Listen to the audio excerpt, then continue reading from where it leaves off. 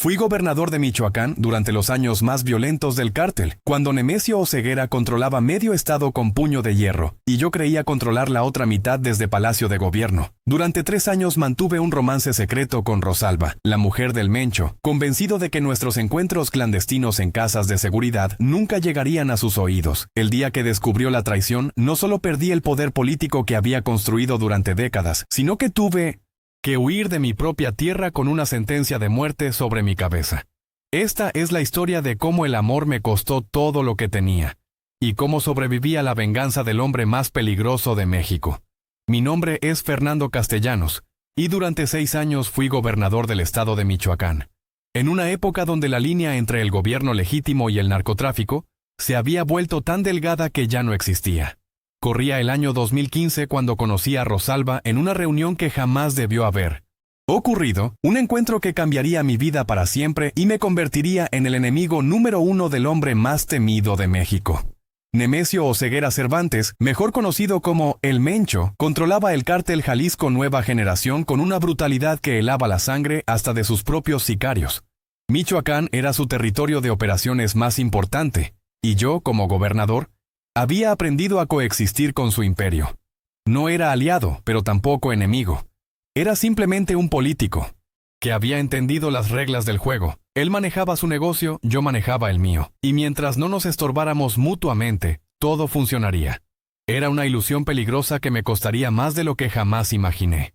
Los primeros años de mi gubernatura transcurrieron en esa delicada danza de poder. Mientras el Mencho consolidaba su dominio sobre las rutas de la droga que cruzaban mi estado, yo me enfocaba en proyectos de infraestructura, programas sociales y en mantener una imagen pública respetable. Sabía que había laboratorios de fentanilo operando en la Sierra Michoacana, conocía las rutas que utilizaban para transportar cocaína hacia la frontera norte, e incluso había recibido reportes de inteligencia sobre ejecuciones masivas en fosas clandestinas. Pero también sabía que cualquier operativo directo contra el CJNG significaría una guerra que mi estado no podría ganar. La primera vez que vi a Rosalba fue en un evento benéfico en Morelia, en octubre de 2015. Ella había llegado como representante de una fundación que supuestamente ayudaba a familias desplazadas por la violencia.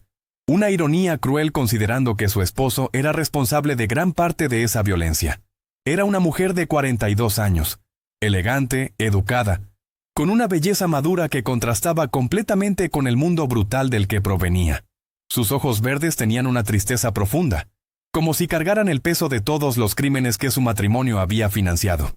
Ese primer encuentro fue breve, apenas un saludo de cortesía y algunas palabras sobre los programas de asistencia social que su fundación manejaba, pero algo en su mirada me inquietó de una manera que no pude explicar. No era solo su belleza, sino una vulnerabilidad que parecía estar pidiendo ayuda sin palabras. Esa noche, mientras revisaba los archivos de inteligencia sobre las organizaciones benéficas vinculadas al narcotráfico, me sorprendí buscando información específica sobre ella. Durante los siguientes meses nos encontramos en varios eventos públicos, siempre bajo el pretexto de trabajo social y coordinación gubernamental. Las conversaciones comenzaron siendo estrictamente profesionales, pero gradualmente se fueron volviendo más personales. Rosalba me contaba sobre su vida, sobre cómo había conocido a Nemesio cuando ambos eran jóvenes en Aguililla, mucho antes de que él se convirtiera en el monstruo que ahora era. Me hablaba de su soledad, de cómo vivía prácticamente prisionera en su propia casa, rodeada de sicarios que la protegían pero que también la vigilaban constantemente. Era inteligente, mucho más de lo que esperaba. Había estudiado administración de empresas en la Universidad de Guadalajara. Hablaba inglés perfectamente y tenía un conocimiento sorprendente sobre finanzas internacionales. Me explicó que había sido ella quien había ayudado a estructurar gran parte del sistema de lavado de dinero del CJNG, utilizando una red de empresas fantasma y cuentas bancarias en paraísos fiscales.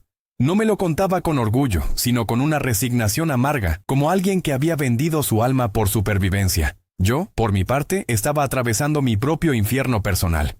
Mi esposa Carmen había muerto de cáncer de páncreas en 2013, después de una batalla de 2 años que había drenado no solo nuestros recursos emocionales, sino también gran parte de mi energía política. Mis hijos, Fernando Jr. y Patricia, vivían en Houston donde trabajaban para una empresa petrolera y me visitaban apenas en Navidad y ocasionalmente en Semana Santa. La soledad del poder se había vuelto asfixiante, especialmente cuando ese poder era tan limitado como el mío en un estado controlado por narcos. En Rosalba encontré no solo compañía, sino comprensión. Ella entendía la presión constante, el miedo que se vuelve rutina, la paranoia que acompaña a quienes viven en las altas esferas del poder en México. Sabía lo que significaba despertarse cada mañana, sin saber si ese día sería el último, lo que costaba mantener una fachada de normalidad cuando el mundo alrededor se desmorona en violencia. Nuestras conversaciones se convirtieron en una válvula de escape para ambos, un espacio donde podíamos ser vulnerables sin temor al juicio o la traición. El primer contacto físico ocurrió en febrero de 2016, durante una gira por comunidades afectadas por la violencia en la región de Tierra Caliente. Habíamos viajado en caravanas separadas, pero nos encontramos en una escuela primaria de 1900 Apatzingán, donde su fundación había donado computadoras y útiles escolares. Mientras los niños presentaban un programa cultural, nuestras manos se rozaron brevemente cuando ambos aplaudíamos. Fue un contacto insignificante, que duró apenas un segundo, pero la electricidad que sentí me confirmó que lo que estaba desarrollando por ella iba mucho más allá de la amistad o la comprensión mutua. Esa tarde, después de los eventos oficiales, decidimos reunirnos en privado para discutir la coordinación de más programas sociales. Quedamos en encontrarnos en una casa que yo utilizaba ocasionalmente para reuniones confidenciales, una propiedad modesta en las afueras de Uruapan, que estaba registrada bajo el nombre de uno de mis prestanombres más confiables. Era un lugar seguro, con sistemas de comunicación encriptada y medidas de seguridad que habíamos implementado para reuniones con informantes o agentes federales. Cuando llegó, venía acompañada por 2 sicarios que se quedaron afuera vigilando. Mientras uno de mis escoltas más veteranos, el capitán Morales, hacía lo mismo desde una posición estratégica. Durante las primeras 2 horas realmente discutimos programas sociales, revisamos presupuestos y planificamos estrategias para llegar a más comunidades rurales. Pero cuando comenzó a oscurecer y ambos sabíamos que deberíamos partir, ninguno de los tú hizo el movimiento para terminar la reunión. Fue entonces cuando Rosalba me contó realmente sobre su vida con Nemesio. Me describió las noches en que él llegaba a casa cubierto de sangre, sin dar explicaciones sobre lo que había hecho o a quién había matado. Me habló de las veces que había tenido que acompañarlo a ejecuciones para demostrar lealtad, de los gritos que había escuchado desde el sótano de su casa cuando interrogaban a traidores, de los niños huérfanos que había visto crecer en las comunidades que su esposo controlaba. Me contó que llevaba años tomando antidepresivos y pastillas para dormir, que había intentado suicidarse 2 veces, y que la única razón por la que seguía viva era el miedo a lo que Nemesio le haría a su familia si ella lo abandonaba. Cuando terminó de hablar, estaba llorando. No eran lágrimas de autocompasión, sino de liberación. Era la primera vez en años que había podido contarle a alguien la verdad sobre su vida. La primera vez que no había tenido que fingir que era la esposa orgullosa de un exitoso empresario. En ese momento entendí que Rosalba no era solo la mujer del capo más poderoso de México. Era también su víctima más cercana y silenciosa.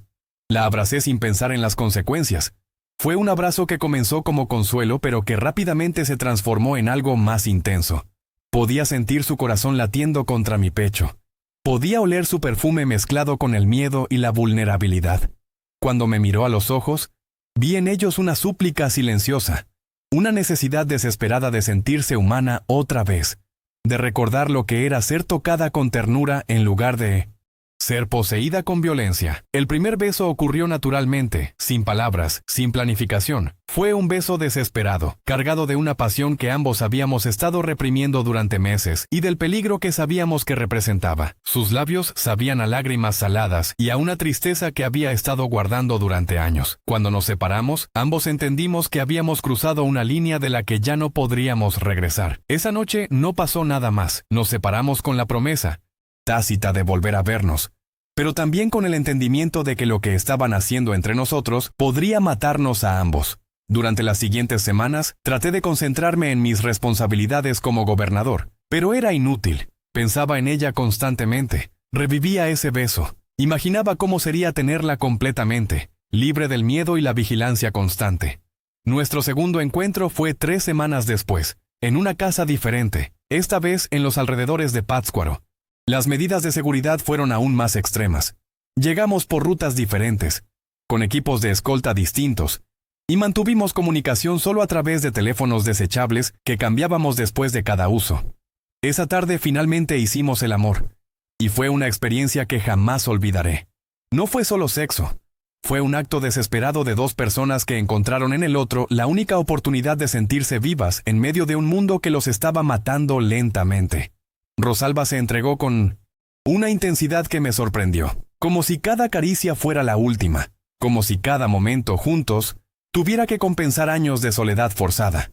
Después, mientras yacíamos abrazados en esa cama que había sido testigo de tantos secretos de Estado, me contó que hacía 5 años que no sentía placer con un hombre, que con Nemesio el sexo era solo otro acto de dominación violenta. Durante los siguientes 2 años, mantuvimos una relación que desafiaba todas las leyes de la supervivencia en México. Nos veíamos 1 o 2 veces por mes, siempre en lugares diferentes, siempre con extremas medidas de seguridad que habíamos perfeccionado hasta convertirlas en un arte. Yo utilizaba mi equipo de escoltas más confiable, hombres que habían estado conmigo desde mis días como diputado federal y que habían demostrado lealtad absoluta. Ella llegaba con 2 sicarios que creía leales solo a ella, veteranos del cártel que habían trabajado para Nemesio desde antes de que se casaran y que la respetaban como figura maternal. Nuestros encuentros duraban entre 3 y 5 horas, tiempo suficiente para hacer el amor, conversar sobre nuestras vidas y planificar nuestro futuro imposible. En esos momentos lográbamos olvidar quiénes éramos realmente. El gobernador que había pactado con el diablo para mantener una paz frágil, y la esposa del diablo mismo que había aprendido a sobrevivir en el infierno. Rosalba comenzó a contarme detalles íntimos sobre la vida de Nemesio que ningún agente del gobierno había logrado obtener jamás. Me habló de sus rituales obsesivos, de cómo revisaba personalmente cada envío de drogas que salía hacia Estados Unidos, pesando las cargas y verificando la pureza con una meticulosidad fanática. Me describió su paranoia creciente, cómo había ordenado matar a 3 de sus propios lugartenientes solo por sospechas infundadas de traición, y cómo había comenzado a cambiar sus rutinas diarias de manera aleatoria para evitar ser localizado por sus enemigos. También me esmimiosinio. Reveló información operativa de valor incalculable. Me contó sobre la ubicación de varios laboratorios de fentanilo en la Sierra Michoacana. Me describió las rutas que utilizaban para transportar drogas hacia Tijuana y Ciudad Juárez, y me dio los nombres de políticos federales que estaban en la nómina del CJNG. Me habló de cuentas bancarias en las Islas Caimán donde lavaban dinero, de empresas constructoras que utilizaban para blanquear sus ganancias, y de funcionarios estadounidenses que habían sido sobornados para facilitar el cruce de drogas. Yo guardé toda esa información como un seguro de vida, documentándola cuidadosamente pero sin llegar nunca a utilizarla. Sabía que en el momento en que compartiera esos datos con las autoridades federales o estadounidenses, estaría firmando mi sentencia de muerte y la de Rosalba. Era información demasiado específica, demasiado detallada, como para que Nemesio no supiera de dónde había salido. Pero lo que más me impactaba eran las confesiones de Vientos Rosalba sobre el costo personal de estar casada con el Mencho. Me contó sobre las noches que se despertaba gritando por las pesadillas, reviviendo ejecuciones que había presenciado o imaginando su propia muerte en manos de enemigos de su esposo. Me describió cómo había tenido que desarrollar una personalidad completamente falsa para sobrevivir, cómo había aprendido a sonreír cuando quería llorar, a permanecer en silencio cuando quería gritar, a mostrar fortaleza cuando se sentía quebrada por dentro. Me habló de los hijos de familias rivales que había visto crecer como huérfanos en las comunidades que Nemesio controlaba. Niños que la miraban con una mezcla de respeto y terror porque sabían que era la esposa del hombre que había matado a sus padres. Me contó sobre las mujeres de sicarios ejecutados que tenían que fingir gratitud hacia ella cuando les daba dinero para sus gastos, sabiendo que ese dinero estaba manchado con la sangre de sus esposos. La culpa era un peso constante en su vida. Aunque no había participado directamente en la violencia, sabía que su estilo de vida, su casa, su ropa, todo lo que poseía había sido pagado con sufrimiento ajeno. Había tratado de compensar esa culpa a través de su trabajo en la fundación, donando dinero a familias desplazadas y construyendo escuelas en comunidades rurales, pero entendía que nunca sería suficiente para equilibrar la balanza. Durante 2017, nuestro romance se intensificó tanto emocional como estratégicamente. Comenzamos a planear seriamente un futuro juntos, por más imposible que pareciera a primera vista. Yo tenía contactos en la embajada americana que podrían ayudarla a obtener asilo político a cambio de información sobre las operaciones del CJNG. Ella había comenzado discretamente a reunir documentos financieros, fotografías de reuniones importantes y grabaciones de conversaciones que podrían servir como evidencia para desmantelar gran parte de la estructura del cártel. El plan era complejo pero factible. Yo terminaría mi periodo como gobernador en diciembre de 2018, lo que me daría libertad de movimiento sin las responsabilidades oficiales que me mantenían atado a Michoacán. Rosalba gradualmente transferiría activos financieros a cuentas controladas por ella, utilizando su conocimiento del sistema de lavado de dinero para crear un fondo que nos permitiera vivir cómodamente en Estados Unidos. Habíamos identificado una fecha tentativa para nuestra fuga, febrero de 2019, cuando Nemesio estaría ocupado, supervisando una gran operación en la frontera con Guatemala. Por primera vez en años, ambos teníamos esperanza real. Rosalba había comenzado a reducir gradualmente su consumo de antidepresivos. Yo había empezado a hacer ejercicio nuevamente y a planificar una vida después de la política. Incluso habíamos hablado de la posibilidad de tener hijos juntos, algo que para ella representaba la oportunidad de crear vida después de años de estar rodeada de muerte. Pero nuestro optimismo nos hizo descuidados. La pasión y la esperanza nos cegaron a las señales de peligro que deberíamos haber detectado. El error que nos costó todo fue subestimar la red de espionaje de Nemesio y sobreestimar la lealtad de las personas en las que confiábamos.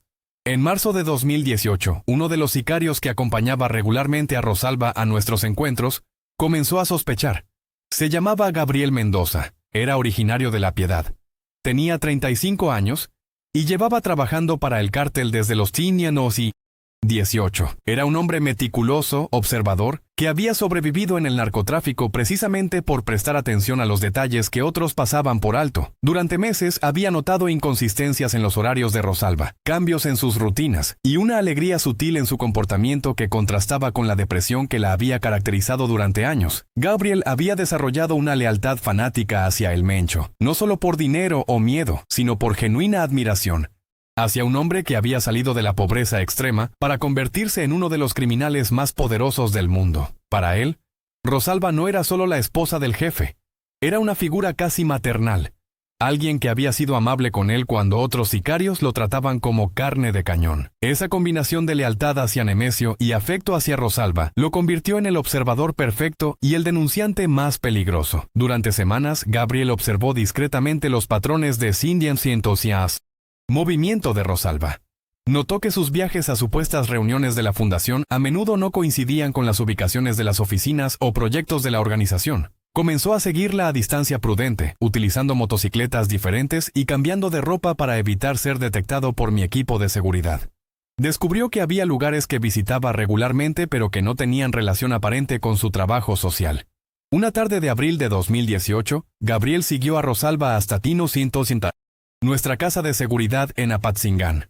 No se acercó lo suficiente para vernos juntos o escuchar nuestras conversaciones, pero tomó fotografías de nuestros vehículos desde diferentes ángulos, anotó las placas y documentó los horarios de entrada y salida. Durante los siguientes días investigó discretamente la propiedad, consultando registros públicos hasta descubrir que estaba registrada bajo el nombre de Marco Antonio Vega, uno de mis prestanombres más antiguos. La investigación de Gabriel fue meticulosa y profesional.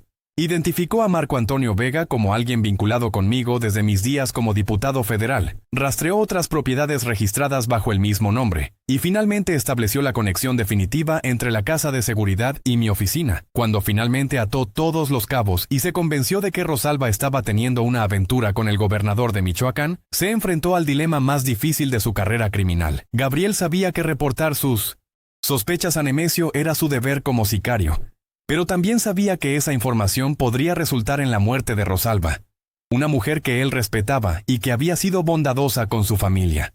Durante días luchó internamente, pero finalmente su lealtad hacia el Mencho superó su afecto hacia ella.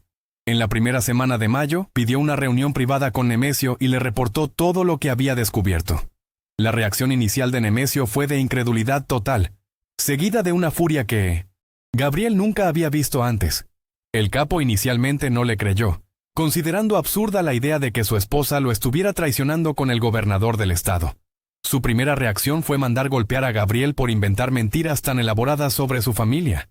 Pero Nemesio había sobrevivido en el narcotráfico precisamente por no dejar nada al azar, por verificar toda la información por más increíble que pareciera. Después de castigar a Gabriel, Nemesio ordenó que le presentara todas las evidencias que había recopilado. Las fotografías, las placas de los vehículos, los horarios documentados y la investigación sobre la propiedad eran demasiado detallados y consistentes como para ser inventados, aunque la información no probaba definitivamente que hubiera una relación romántica. Sí establecía que Rosalba y yo nos reuníamos secretamente de manera regular, algo que no tenía explicación legítima. Nemesio ordenó vigilancia inmediata pero discreta sobre ambos. Durante 2 semanas, equipos especializados de sicarios nos siguieron sin que nos diéramos cuenta, utilizando técnicas de espionaje que habían perfeccionado para vigilar a autoridades federales y agentes de la DEA. Instalaron equipos de grabación en lugares estratégicos, interceptaron nuestras comunicaciones telefónicas y fotografiaron cada uno de nuestros movimientos desde múltiples ángulos. La evidencia que recopilaron durante esas 2 semanas fue irrefutable y devastadora. Tenían fotografías de nosotros, besándonos en el jardín de la casa de seguridad en Pátzcuaro, grabaciones de conversaciones íntimas donde hablábamos de nuestro futuro juntos, y registros detallados de todos nuestros encuentros durante los últimos 2 años. Pero lo más peligroso eran las grabaciones donde Rosalba me contaba detalles sobre las operaciones del CJNG, información que definitivamente provenía de conversaciones privadas con su esposo. Para Nemesio, la traición no era solo personal, sino estratégica. Su esposa no solo lo estaba engañando sexualmente, estaba comprometiendo la seguridad operativa de toda la organización. La información que me había proporcionado podría ser utilizada para desmantelar laboratorios, interceptar envíos de drogas o capturar a lugartenientes importantes. En el mundo del narcotráfico, ese tipo de filtración de inteligencia se castiga tradicionalmente con torturas prolongadas seguidas de ejecución pública. El 15 de mayo de 2018, Nemesio confrontó a Rosalba en su casa de Guadalajara. Según me contó después, no hubo violencia física inmediata, pero sí una frialdad calculada que la aterrorizó más que cualquier golpe. El mencho simplemente puso las fotografías y transcripciones sobre la mesa del comedor, se sentó frente a ella y le dijo con una calma escalofriante que tenía 24 horas para contarle todo sobre su relación conmigo, incluyendo cada detalle que me había revelado sobre el cártel. Le explicó que ya tenía suficiente evidencia para justificar su ejecución, pero que estaba dispuesto a considerar alternativas si ella cooperaba completamente. Las opciones que le presentó fueron brutalmente claras: confesión total y posible supervivencia, o silencio y muerte segura después de días de tortura.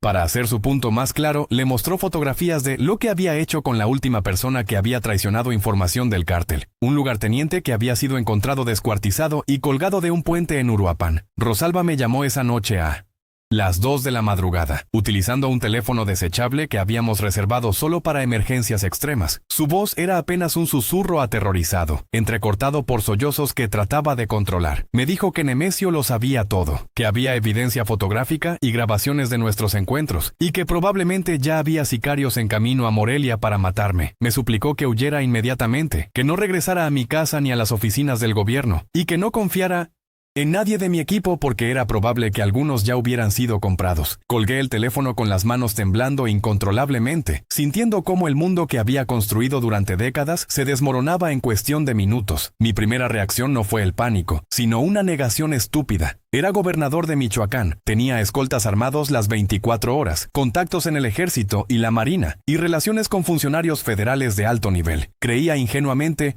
que mi posición política me protegería, que Nemesio no se atrevería a ejecutar a un gobernador en funciones por el costo político que eso representaría para su organización. Esa noche no pude dormir. Caminé por la residencia oficial revisando mentalmente mis opciones, tratando de encontrar una salida que no implicara huir como un criminal. Consideré llamar al secretario de Gobernación para pedirle protección federal. Pensé en contactar a mis aliados en Washington para solicitar asilo político. Incluso evalué la posibilidad de entregar voluntariamente toda la información que Rosalba me había proporcionado a cambio de inmunidad. Pero sabía que cualquiera de esas opciones tomaría días o semanas en procesarse, tiempo que probablemente no tenía. A las 3 de la madrugada, el capitán Morales, mi jefe de escoltas más confiable, me despertó con noticias que me helaron la sangre hasta los huesos. Sus contactos en inteligencia militar habían interceptado comunicaciones del CJNG ordenando específicamente mi ejecución antes del amanecer.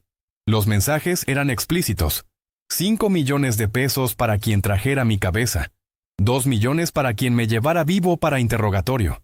Pero lo más aterrador era que la mitad de mi equipo de seguridad había desaparecido durante las últimas horas, dejando solo notas de renuncia y teléfonos celulares apagados. Los hombres en los que había confiado mi vida durante años, veteranos que habían estado conmigo desde mis primeros días en la política, habían sido comprados por Nemesio en cuestión de horas. El capitán Morales me explicó que habían recibido ofertas que no podían rechazar: $1,000,000 por familia, casas en otros estados, y la promesa de que sus traiciones no serían castigadas si cooperaban. Para hombres que ganaban $20,000 al mes arriesgando sus vidas diariamente, la propuesta del CCNG era irresistible. Me quedaban solo 3 escoltas absolutamente leales: el propio capitán Morales, el sargento Ramírez, que había salvado mi vida 2 veces en atentados anteriores, y el joven teniente Vázquez, que me había jurado lealtad sobre la tumba de su padre. Con ese equipo mínimo, una maleta con todo el efectivo que tenía en mi caja fuerte personal, documentos de identidad alternativos que había preparado años antes como precaución, y la certeza de que mi carrera política había terminado para siempre, salí de la residencia oficial por última vez.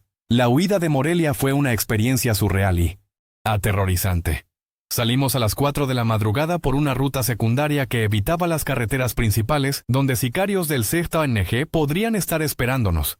Durante el trayecto hacia la Ciudad de México, que normalmente toma 4 horas pero que nosotros hicimos en casi 7 por las precauciones que tomamos, recibí llamadas constantes de periodistas preguntando sobre rumores de un romance con la esposa de El Mencho. Alguien había filtrado la historia a los medios con detalles específicos que solo podían haber venido de las grabaciones que Nemesio había ordenado. Para las 8 de la mañana ya era noticia en los principales periódicos del país, con titulares que describían mi supuesta relación con Rosalba y especulaban sobre las implicaciones políticas del escándalo. Para el mediodía, los noticieros de televisión tenían análisis detallados sobre cómo un gobernador había arriesgado la seguridad de su estado por un romance prohibido. La narrativa que se construyó en los medios fue devastadora para mi reputación.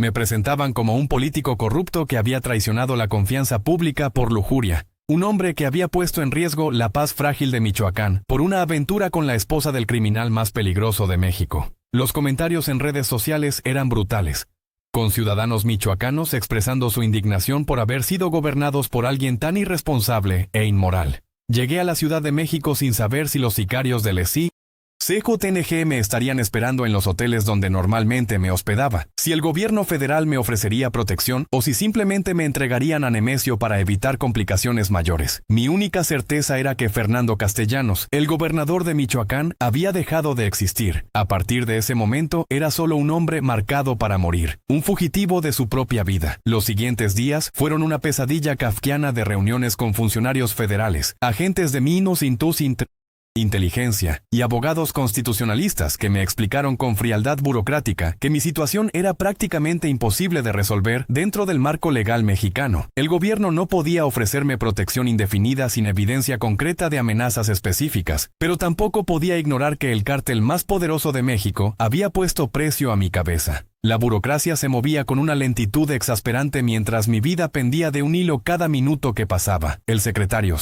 de Gobernación me recibió en una reunión que duró exactamente 30 minutos. Me explicó que mi caso representaba un precedente peligroso. Si el gobierno federal protegía a un gobernador que había tenido una relación extramarital con la esposa de un capo, estaría enviando un mensaje de que los funcionarios públicos podían comprometer la seguridad nacional por motivos personales sin enfrentar consecuencias. La solución que me propusieron fue tan humillante como efectiva: renunciar públicamente a Nino Sintose la gubernatura por motivos de salud, aceptar el exilio voluntario en Estados Unidos bajo el programa de protección de testigos, y mantener silencio absoluto sobre mi relación con Rosalba y sobre cualquier información que hubiera obtenido del CCNG.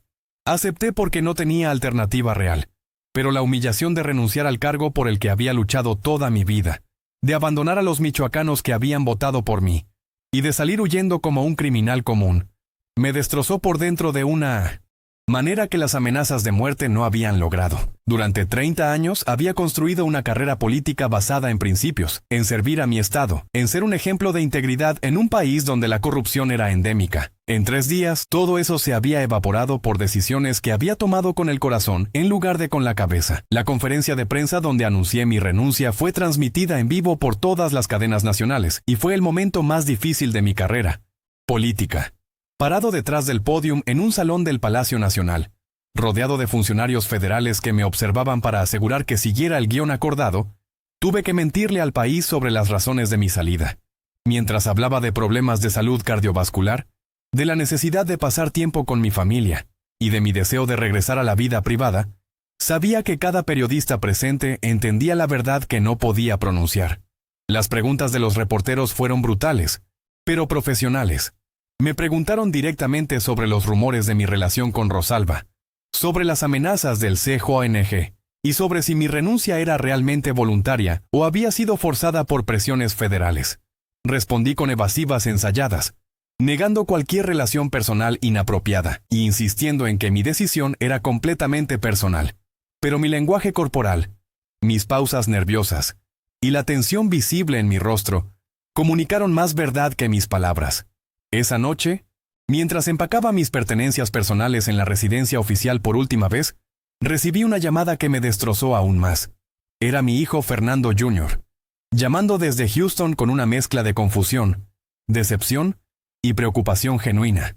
Me preguntó directamente si los rumores eran ciertos, si realmente había tenido una aventura con la esposa de El Mencho, y si había puesto en peligro a toda nuestra familia por mis decisiones irresponsables.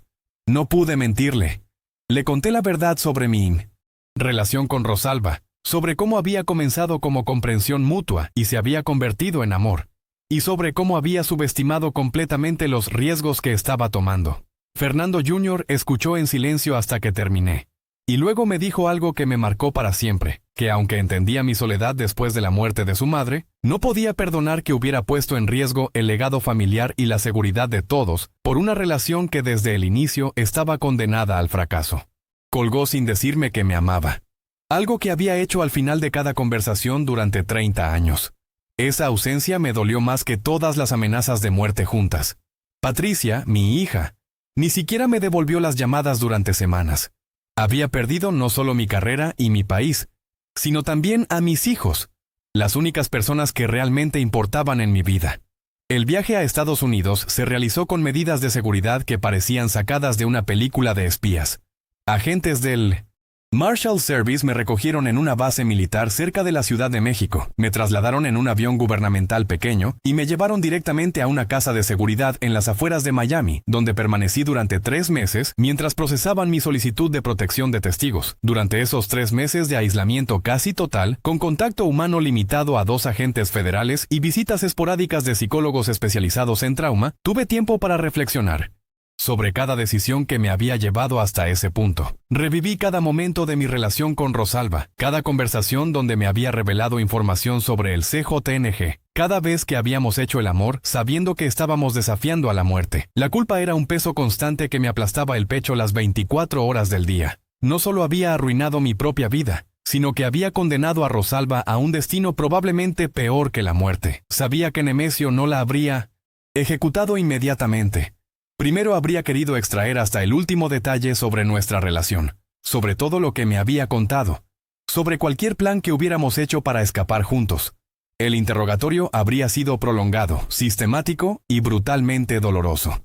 De Rosalba no volví a saber nada directamente durante 6 meses. Los reportes de inteligencia que ocasionalmente me compartían los agentes federales eran contradictorios y frustrantes. Algunos sugerían que había sido ejecutada discretamente y que su cuerpo había sido disuelto en ácido para evitar investigaciones. Otros indicaban que seguía viva, pero que la mantenían prácticamente secuestrada en una de las propiedades rurales de Nemesio en Jalisco. Los rumores más optimistas decían que había sido perdonada pero que vivía bajo vigilancia constante, sin libertad de movimiento y sin acceso a comunicaciones externas. La incertidumbre sobre su destino me carcomía tanto como la culpa de haber causado sufrimiento. Durante las sesiones con los psicólogos del programa de protección, revelé detalles íntimos sobre mi relación con ella que ninguna otra persona conocía.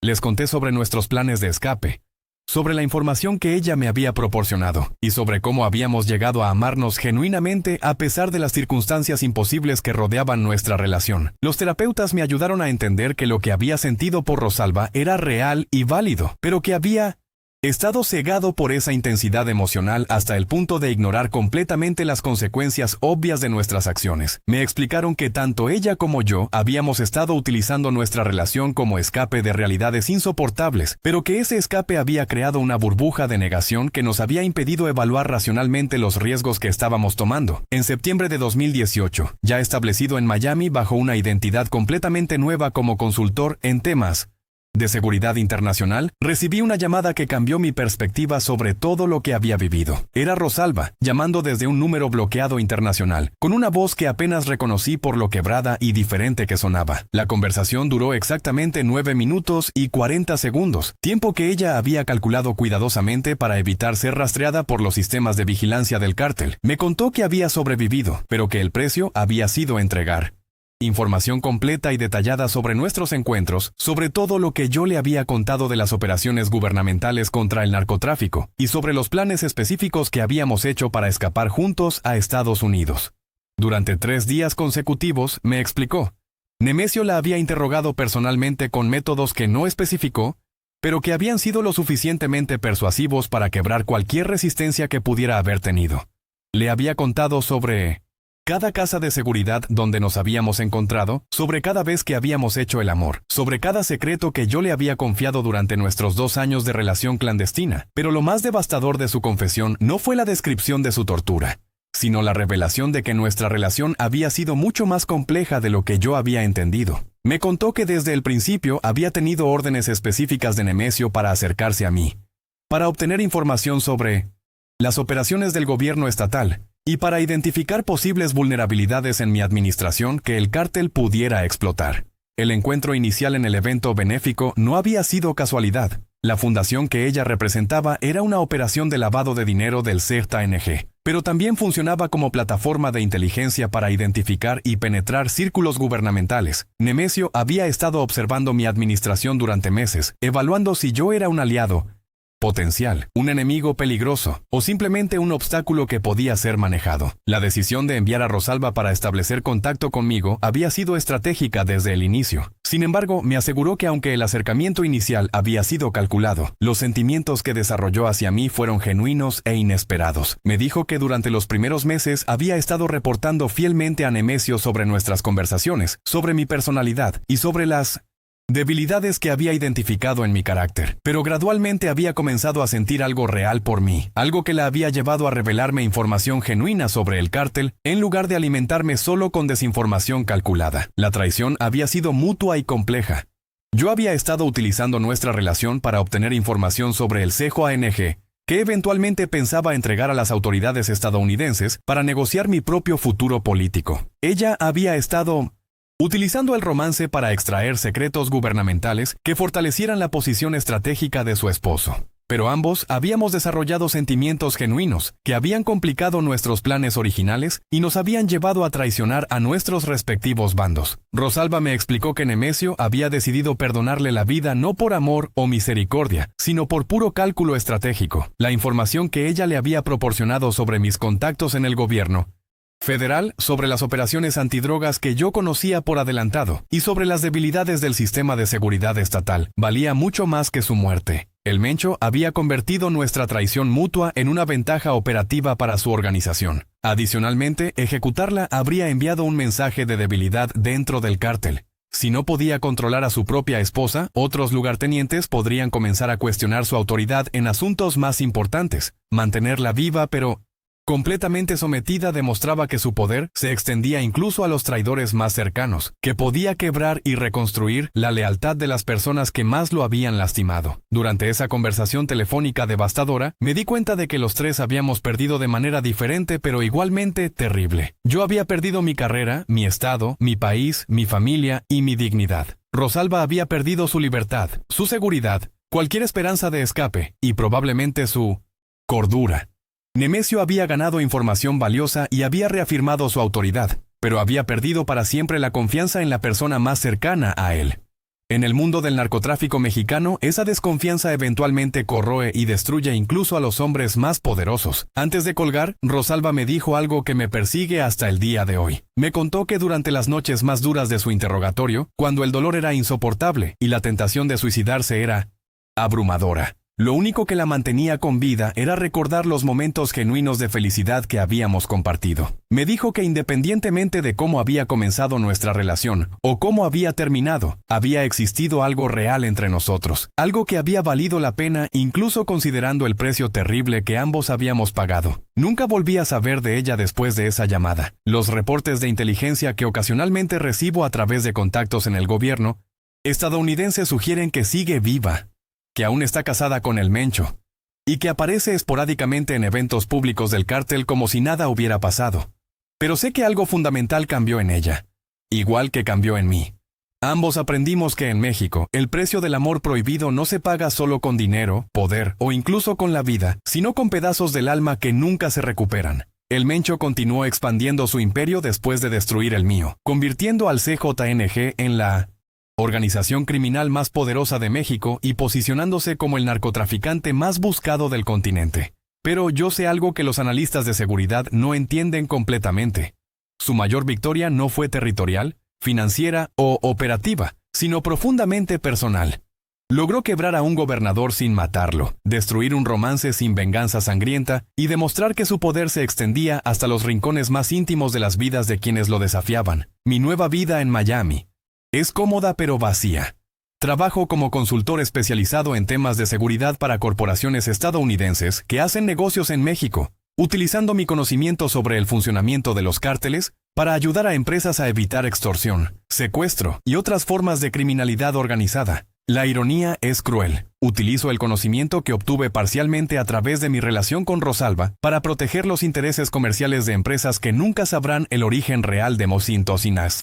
Mi experiencia. Vivo en un apartamento en Coral Gables, bajo el nombre de Ricardo Mendoza, una identidad que el programa de protección de testigos construyó meticulosamente con décadas de historia falsa, pero verificable. Tengo una licencia de conducir de Florida, un número de seguro social válido, registros académicos que indican que estudié administración pública en la Universidad de Texas, y una historia laboral como funcionario menor del gobierno de Nuevo México. Es una vida completamente fabricada pero legalmente sólida. Mis contactos con el mundo real son mínimos y cuidadosamente controlados. 2 veces al año puedo llamar a mis hijos desde teléfonos monitoreados por agentes federales. Conversaciones que duran máximo 30 minutos y que se enfocan en temas generales sin referencias específicas a mi ubicación o actividades. Fernando Jr. gradualmente ha comenzado a perdonarme, aunque nuestra relación nunca volverá a ser la misma. Patricia sigue siendo más fría, más resentida por las consecuencias que mis decisiones tuvieron en su vida profesional y personal. Cada noche, antes de dormir en mi cama de exiliado, paso horas revisando mentalmente los errores que cometí y las decisiones alternativas que podría haber tomado. El ejercicio es inútil pero compulsivo, como rascar una herida que nunca sana completamente. Me pregunto constantemente qué habría pasado si hubiera resistido la atracción inicial hacia Rosalba, si hubiera mantenido nuestra relación en el ámbito